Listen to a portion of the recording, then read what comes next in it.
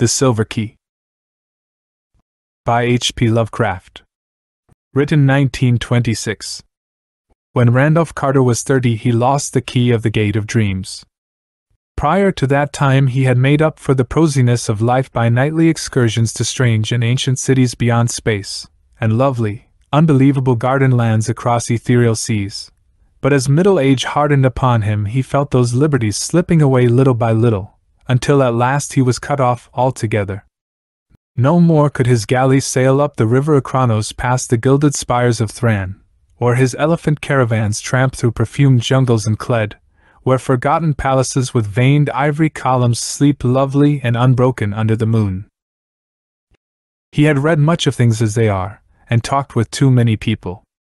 Well-meaning philosophers had taught him to look into the logical relations of things, and analyze the processes which shaped his thoughts and fancies. Wonder had gone away, and he had forgotten that all life is only a set of pictures in the brain, among which there is no difference betwixt those born of real things and those born of inward dreamings, and no cause to value the one above the other. Custom had dinned into his ears a superstitious reverence for that which tangibly and physically exists, and had made him secretly ashamed to dwell in visions.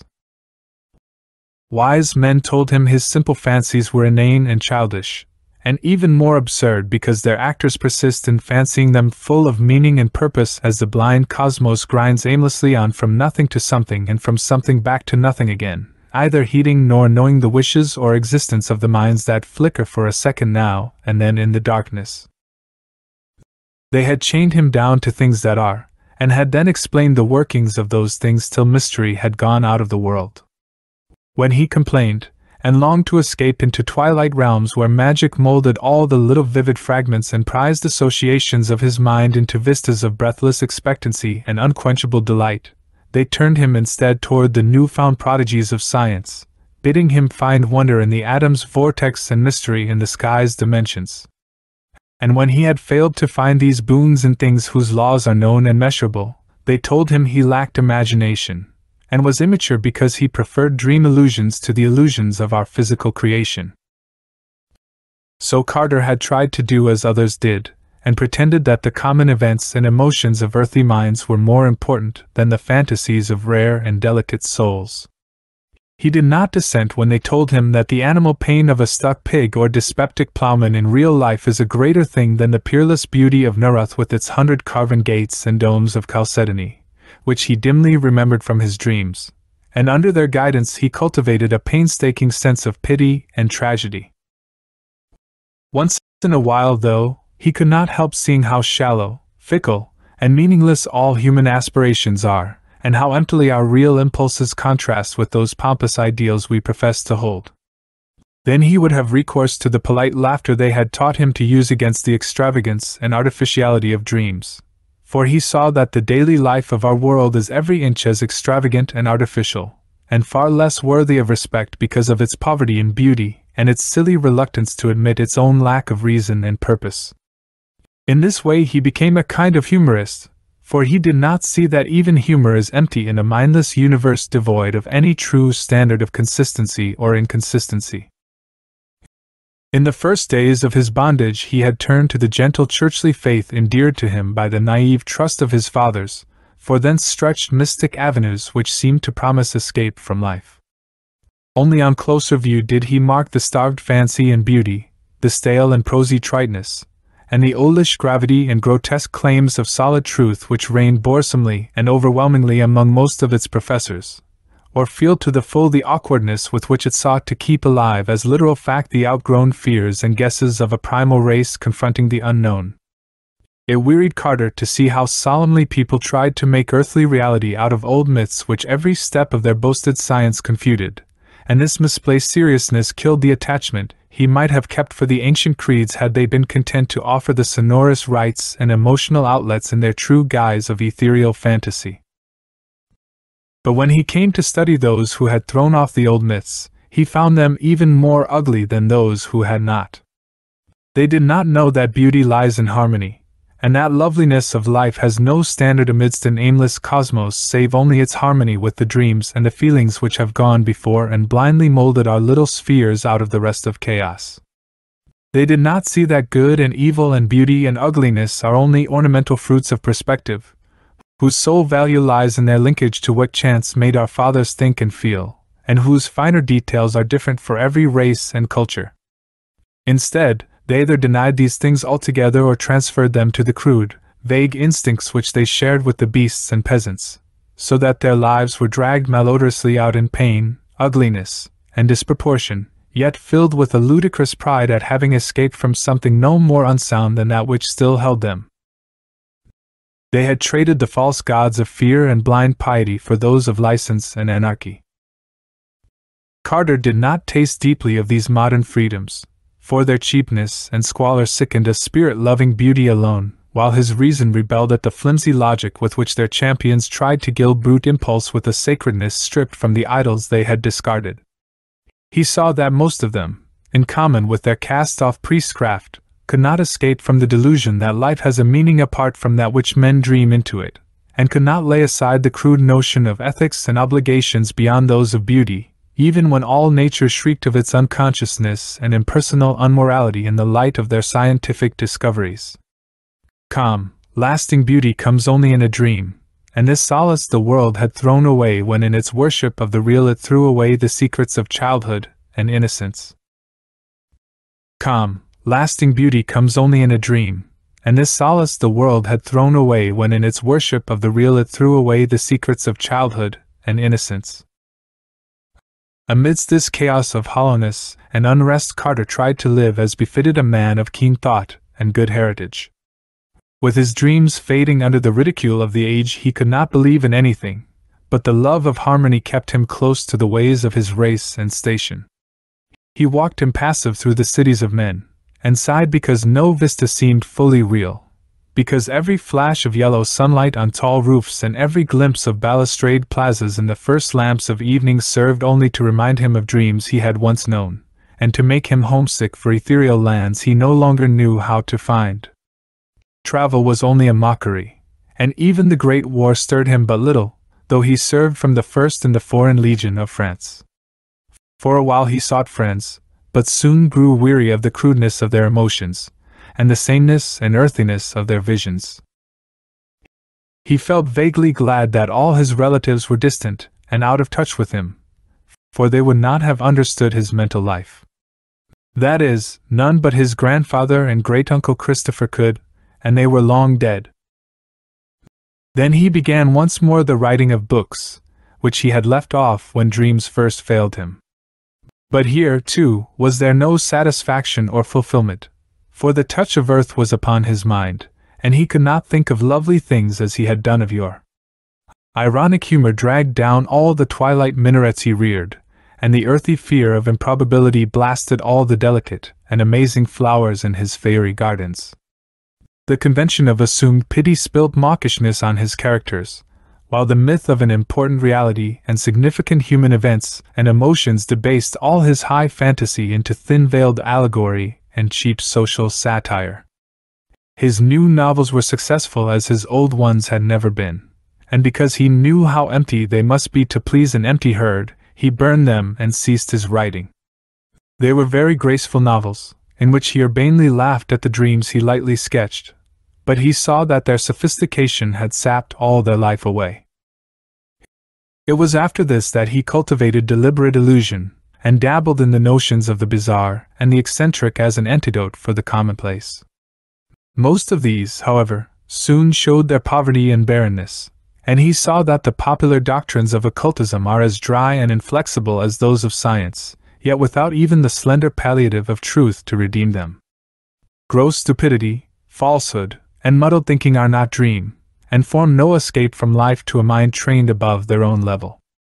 So Carter bought stranger books and sought out deeper and more terrible men of fantastic erudition, delving into arcana of consciousness that few have trod, and learning things about the secret pits of life, legend, and immemorial antiquity which disturbed him ever afterward. He decided to live on a rarer plane, and furnished his Boston home to suit his changing moods, one room for each, hung in appropriate colors, furnished with befitting books and objects, and provided with sources of the proper sensations of light, heat, sound, taste, and odor. Once he heard of a man in the South, who was shunned and feared for the blasphemous things he read in prehistoric books and clay tablets smuggled from India and Arabia. Him he visited, living with him and sharing his studies for 7 years, till horror overtook them one midnight in an unknown and archaic graveyard, and only one emerged where 2 had entered. Then he went back to Arkham, the terrible witch-haunted old town of his forefathers in New England, and had experiences in the dark, amidst the hoary willows and tottering gambrel roofs, which made him seal forever certain pages in the diary of a wild-minded ancestor. But these horrors took him only to the edge of reality, and were not of the true dream country he had known in youth, so that at 50 he despaired of any rest or contentment in a world grown too busy for beauty and too shrewd for dreams. Having perceived at last the hollowness and futility of real things, Carter spent his days in retirement, and in wistful disjointed memories of his dream-filled youth. He thought it rather silly that he bothered to keep on living at all, and got from a South American acquaintance a very curious liquid to take him to oblivion without suffering. Inertia and force of habit, however, caused him to defer action, and he lingered indecisively among thoughts of old times, taking down the strange hangings from his walls and refitting the house as it was in his early boyhood, purple panes, Victorian furniture, and all. With the passage of time he became almost glad he had lingered, for his relics of youth and his cleavage from the world made life and sophistication seem very distant and unreal, so much so that a touch of magic and expectancy stole back into his nightly slumbers. For years those slumbers had known only such twisted reflections of everyday things as the commonest slumbers know, but now there returned a flicker of something stranger and wilder, something of vaguely awesome imminence which took the form of tensely clear pictures from his childhood days, and made him think of little inconsequential things he had long forgotten. He would often awake calling for his mother and grandfather, both in their graves 25 centuries. Then one night his grandfather reminded him of the key. The grey old scholar, as vivid as in life, spoke long and earnestly of their ancient line, and of the strange visions of the delicate and sensitive men who composed it. He spoke of the flame-eyed crusader who learnt wild secrets of the Saracens that held him captive, and of the first Sir Randolph Carter who studied magic when Elizabeth was queen. He spoke, too, of that Edmund Carter who had just escaped hanging in the Salem witchcraft, and who had placed in an antique box a great silver key handed down from his ancestors. Before Carter awaked, the gentle visitant had told him where to find that box, that carved oak box of archaic wonder whose grotesque lid no hand had raised for 2 centuries. In the dust and shadows of the great attic he found it, remote and forgotten at the back of a drawer in a tall chest. It was about 1 foot square, and its Gothic carvings were so fearful that he did not marvel no person since Edmund Carter had dared to open it. It gave forth no noise when shaken, but was mystic with the scent of unremembered spices. That it held a key was indeed only a dim legend, and Randolph Carter's father had never known such a box existed. It was bound in rusty iron, and no means was provided for working the formidable lock. Carter vaguely understood that he would find within it some key to the lost gate of dreams, but of where and how to use it his grandfather had told him nothing. An old servant forced the carven lid, shaking as he did so at the hideous faces leering from the blackened wood, and at some unplaced familiarity. Inside, wrapped in a discolored parchment, was a huge key of tarnished silver covered with cryptical arabesques. But of any legible explanation there was none. The parchment was voluminous, and held only the strange hieroglyphs of an unknown tongue written with an antique reed. Carter recognized the characters as those he had seen on a certain papyrus scroll belonging to that terrible scholar of the South who had vanished one midnight in a nameless cemetery. The man had always shivered when he read this scroll, and Carter shivered now.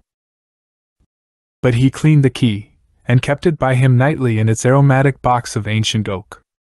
His dreams were meanwhile increasing in vividness, and though showing him none of the strange cities and incredible gardens of the old days, were assuming a definite cast whose purpose could not be mistaken. They were calling him back along the years, and with the mingled wills of all his fathers were pulling him towards some hidden and ancestral source. Then he knew he must go into the past and merge himself with old things, and day after day he thought of the hills to the north where haunted Arkham and the rushing Miskatonic and the lonely rustic homestead of his people lay. In the brooding fire of autumn, Carter took the old remembered way past graceful lines of rolling hill and stone-walled meadow, distant vale and hanging woodland, curving road and nestling farmstead, and the crystal windings of the Miskatonic, crossed here and there by rustic bridges of wood or stone. At one bend he saw the group of giant elms among which an ancestor had oddly vanished a century and a half before, and shuddered as the wind blew meaningly through them. Then there was the crumbling farmhouse of old Goody-Fowler the Witch, with its little evil windows and great roof sloping nearly to the ground on the north side.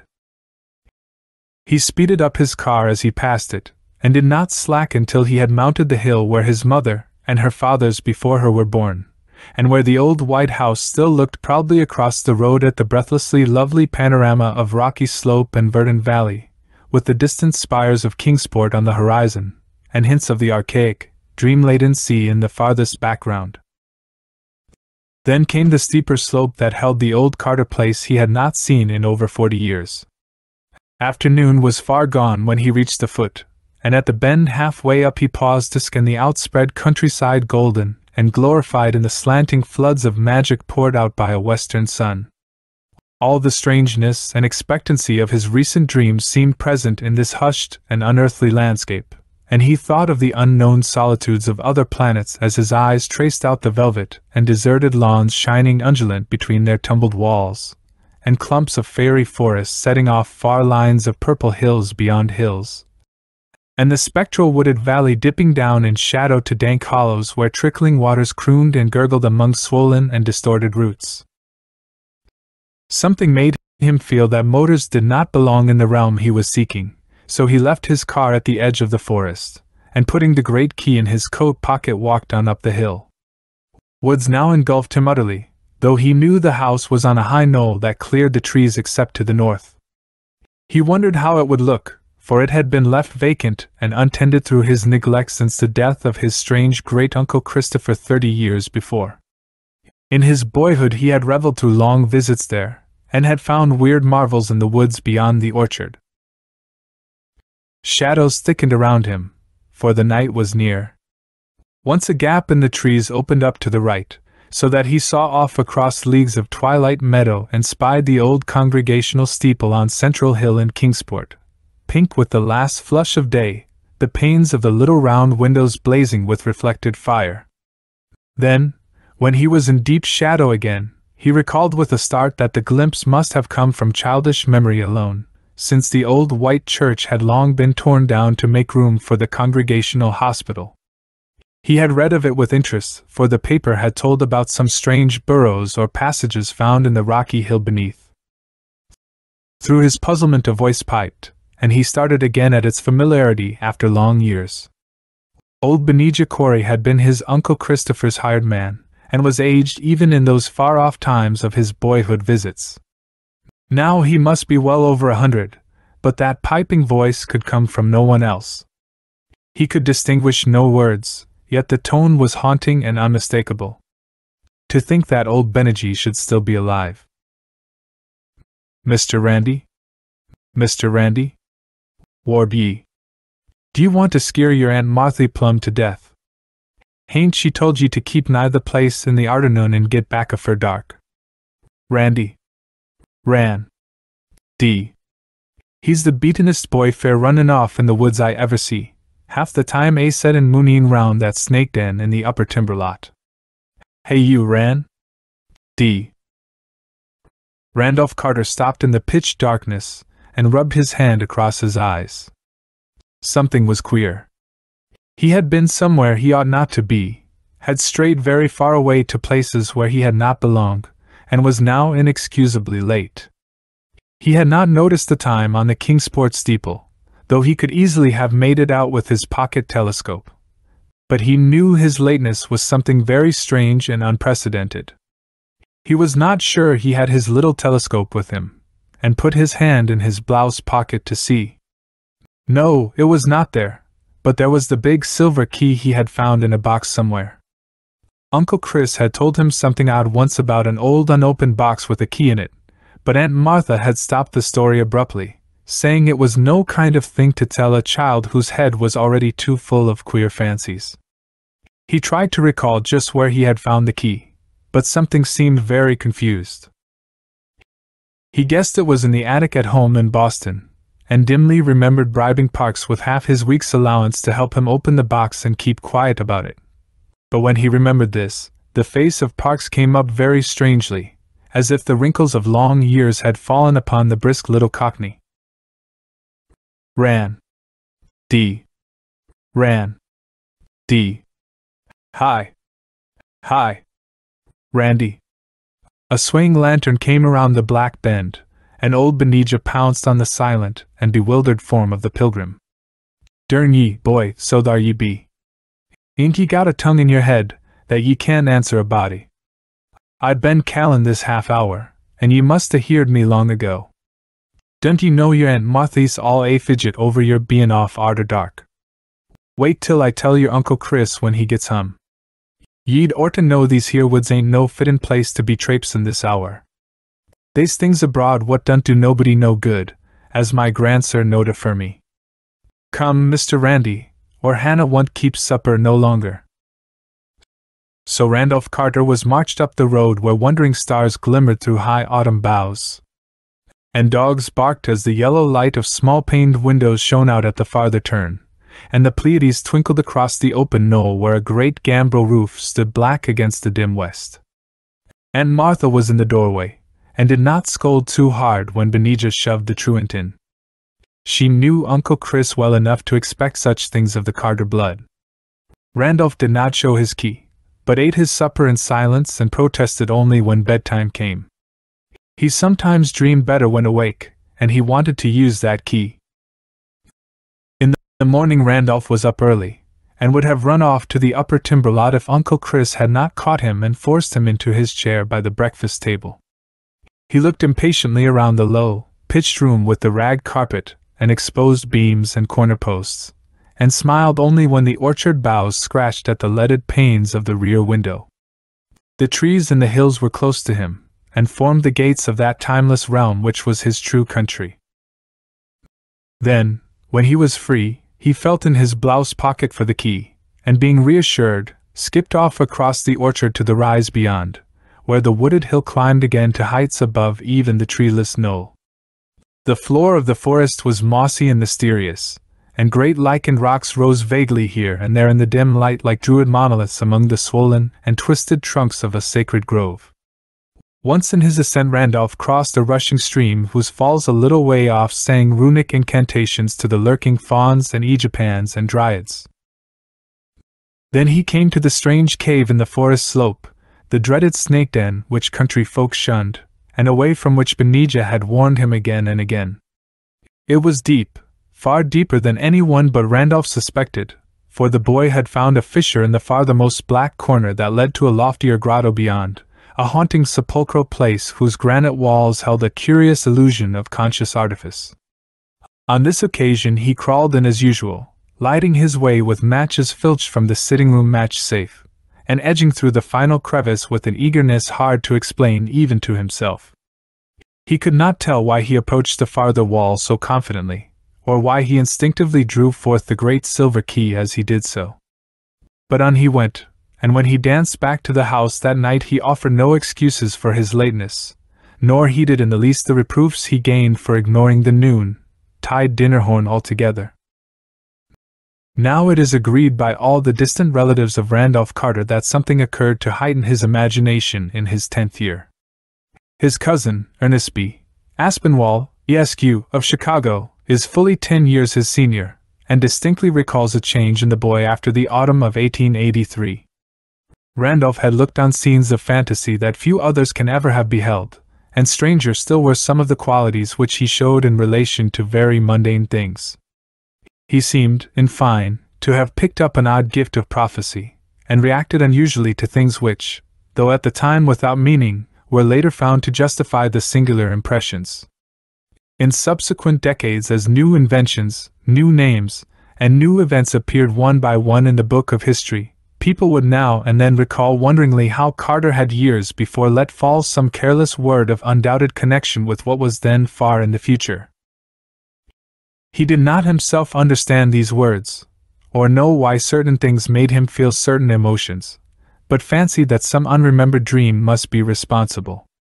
It was as early as 1897 that he turned pale when some traveler mentioned the French town of Belloyen-Santerre, and friends remembered it when he was almost mortally wounded there in 1916, while serving with the Foreign Legion in the Great War. Carter's relatives talk much of these things because he has lately disappeared. His little old servant Parks, who for years bore patiently with his vagaries, last saw him on the morning he drove off alone in his car with a key he had recently found. Parks had helped him get the key from the old box containing it, and had felt strangely affected by the grotesque carvings on the box, and by some other odd quality he could not name. When Carter left, he had said he was going to visit his old ancestral country around Arkham. Halfway up Elm Mountain, on the way to the ruins of the old Carter place, they found his motor set carefully by the roadside, and in it was a box of fragrant wood with carvings that frightened the countrymen who stumbled on it. The box held only a queer parchment whose characters no linguist or paleographer has been able to decipher or identify. Rain had long effaced any possible footprints, though Boston investigators had something to say about evidences of disturbances among the fallen timbers of the Carter place. It was, they averred, as though someone had groped about the ruins at no distant period. A common white handkerchief found among forest rocks on the hillside beyond cannot be identified as belonging to the missing man. There is talk of apportioning Randolph Carter's estate among his heirs, but I shall stand firmly against this course because I do not believe he is dead. There are twists of time and space, of vision and reality, which only a dreamer can divine, and from what I know of Carter I think he has merely found a way to traverse these mazes. Whether or not he will ever come back, I cannot say. He wanted the lands of dream he had lost, and yearned for the days of his childhood. Then he found a key, and I somehow believe he was able to use it to strange advantage. I shall ask him when I see him, for I expect to meet him shortly in a certain dream city we both used to haunt. It is rumored in Ulthar, beyond the river sky, that a new king reigns on the opal throne of Ilek, Vad, that fabulous town of turrets atop the hollow cliffs of glass overlooking the twilight sea wherein the bearded and finny Nori build their singular labyrinths, and I believe I know how to interpret this rumor. Certainly, I look forward impatiently to the sight of that great silver key, for in its cryptical arabesques there may stand symbolized all the aims and mysteries of a blindly impersonal cosmos.